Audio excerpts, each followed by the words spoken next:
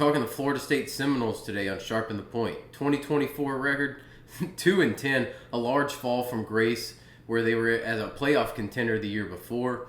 If the buyout wasn't $60 million, it would have been a fireable offense to go 2-10 with that roster.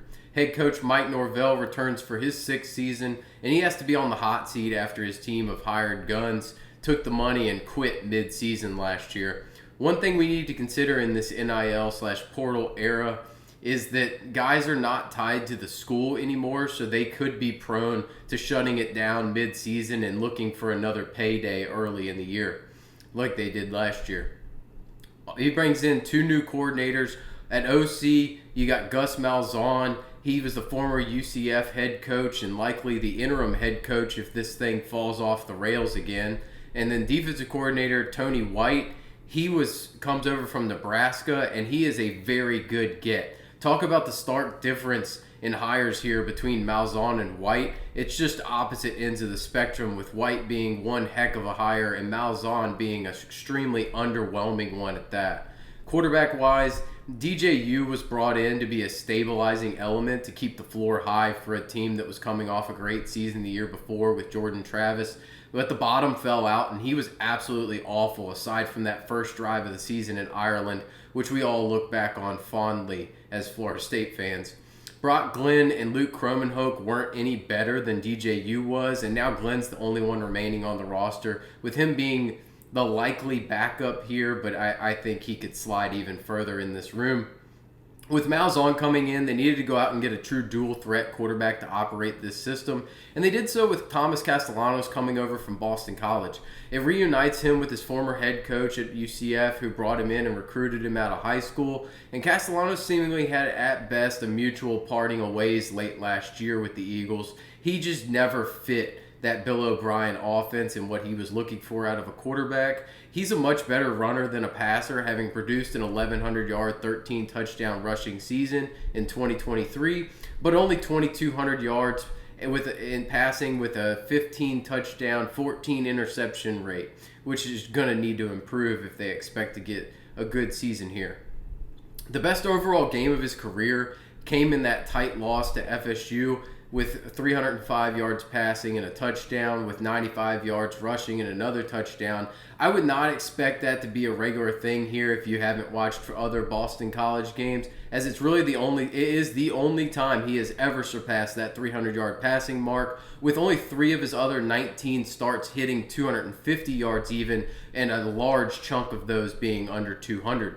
Castellanos does not lack confidence, though, and he's going to need to be a leader on this team to keep them going forward. Running back-wise, Lawrence Toafili was one of my favorite players on the roster. He did everything he could to give the offense some juice, but they just lacked anything. With him now gone, they're going to need to find a new spark out of that backfield, and we know Malzahn will run the heck out of the ball, and someone, likely multiple guys, are going to emerge as a force on this offense. RJ Harvey was just a dominant force for UCF the last couple of seasons. Isaiah Bowser also good force there. So he's been able to make do with running backs. Roydell Williams likely gets the first crack here after shutting it down after 4 games due to injury, so he could preserve his last season. Williams can be a bruiser as a quality one-cut runner. He's going to get what's blocked for him, and I think that safety gets him the job right out the gate. I expect Williams to really battle between Cam Davis and Gavin Sawchuk, who they brought in from Oklahoma for the bulk of the carries. Davis was a top recruit who everyone was excited to see last season, but nothing really went right for him, much like the entire roster. He's continuously sliding down this depth chart at this point. Sawchuk had a down year at Oklahoma, largely due to injury, but he was coming off a nice season for the Sooners before that, and I expect him to bounce back as he's a violent runner who fits the Malzahn downhill run scheme very well. If I had to bet on one physical back emerging, give me Sawchuk, as I have seen him do it before, but there is plenty of talent in this room that could take over, specifically the freshman. Jalen Lucas will fit in as a gadget player, with his biggest contributions coming as a receiver out of the backfield. I think he brings a different element that they can make use of with that heavy run scheme here. Pass catcher wise, again, the numbers are staggeringly bad coming in, from last year. While the quarterback play was awful, some of the blame needs to be placed on the fact that there were no weapons on the outside. Malik Benson was an overhyped prospect who was extremely limited. Hakeem Williams was just a flop overall.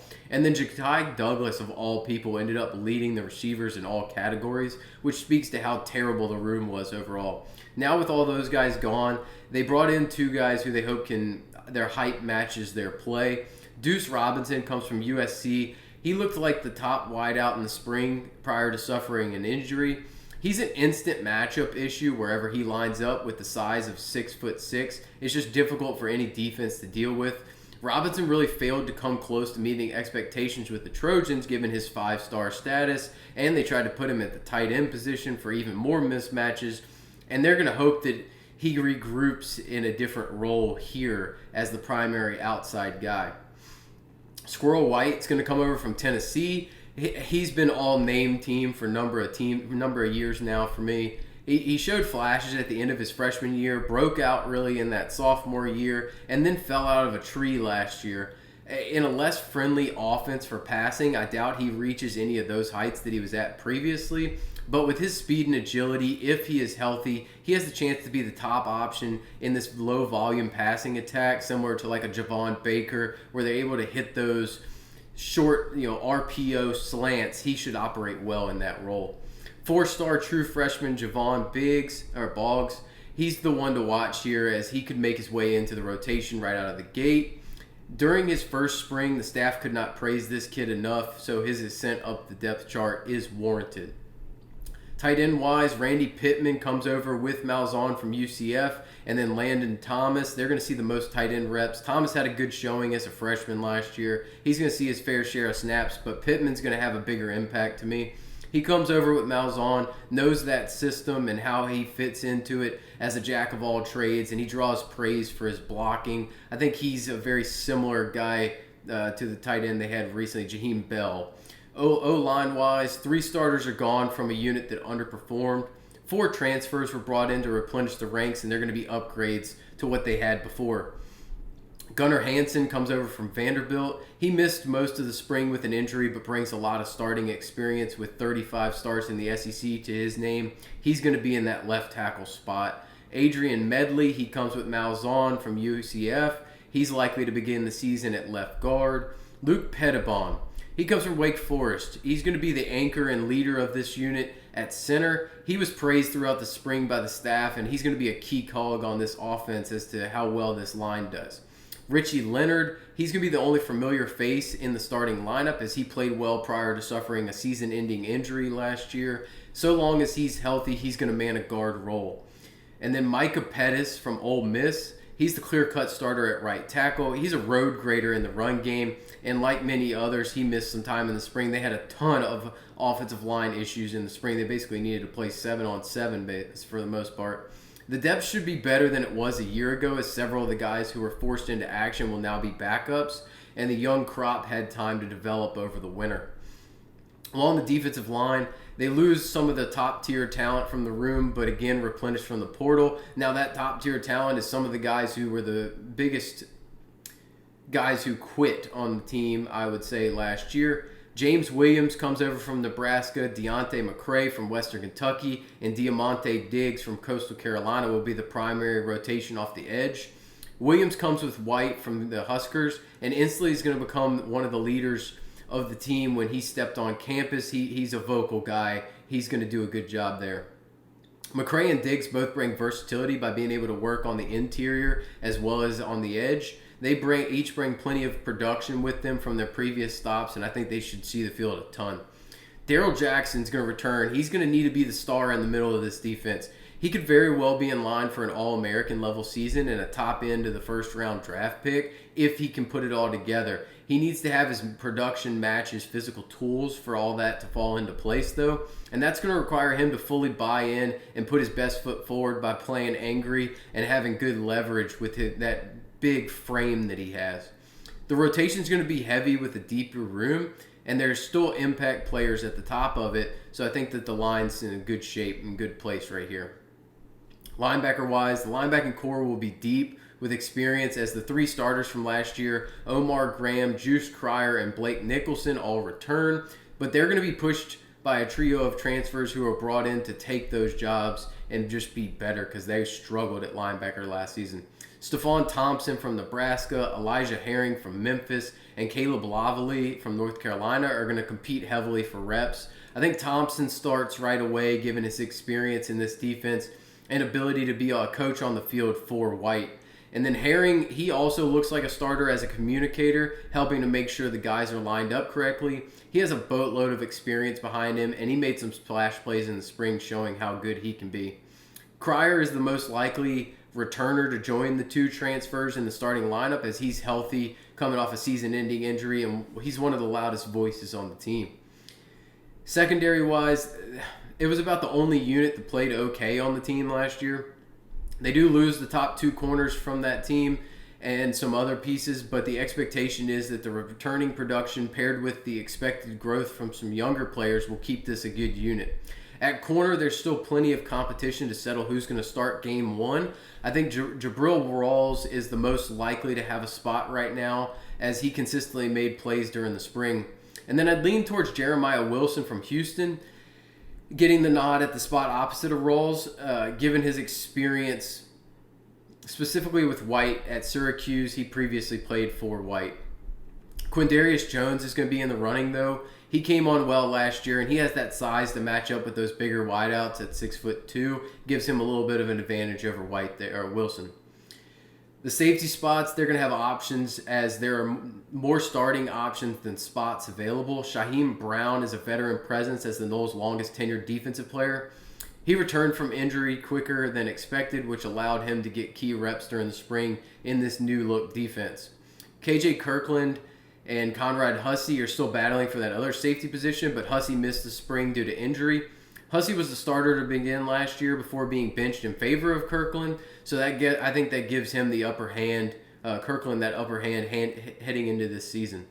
Earl Little, I think he's the perfect fit at that nickel rover spot, as someone who has done the transition from corner to safety over the past year. His combination of coverage ability and being a willing tackler in the box allow him to be a versatile defender, and they can move him all over the field.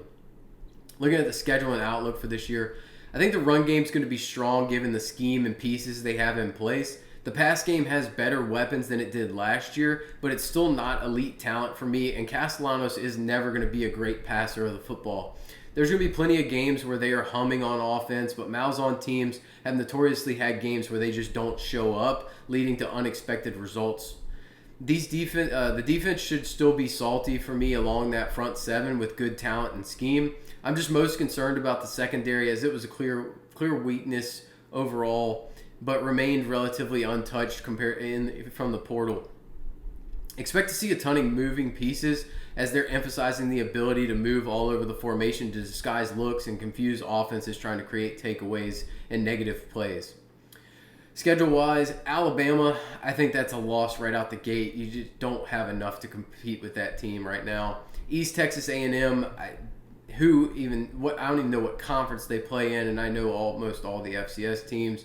That's a win. Kent State, that's one of the worst teams in the FBS. Win. That gets you off to a decent start here with a little bit of momentum. At Virginia, that's a sneaky spot on a Friday in Charlottesville. That should be a win, but they are better than they were last year. Miami, I'm going to lean loss here. I don't trust Carson Beck, but I feel like they have enough to make you one-dimensional. Pittsburgh, that's a coin flip game for me. Getting the run game going and stopping theirs is really going to be a key to that game. And I think that that's a winnable game, very winnable game at home, as long as you can stop their run game with Desmond Reed, contain him, and get your run game going. At Stanford, easy win. Wake Forest, I'm going to lean win there. They're just mainly a run-based team. At Clemson, loss. Virginia Tech, the key here is, are they still motivated to play hard? I think it's a coin flip game. And at the end of this year, at NC State the following week, once again, it's going to come down to motivation. I like CJ Bailey. He doesn't have enough weapons. They should win both of those games. It's just going to come down to how motivated are you after that Clemson loss, depending on if you lose to Miami, lose to Alabama, lose to Clemson, how motivated are you coming down the stretch? And then at Florida, I think that's a loss. I think they're coming on strong and getting better. 5 wins really should be the floor, which would be an improvement over that 2-win season last year. But 7 to 8 wins is a real possibility here, and that could keep Norvell off of that scorching hot seat. Another losing season, especially if the team quits on him again, and to me, that buyout really shouldn't matter.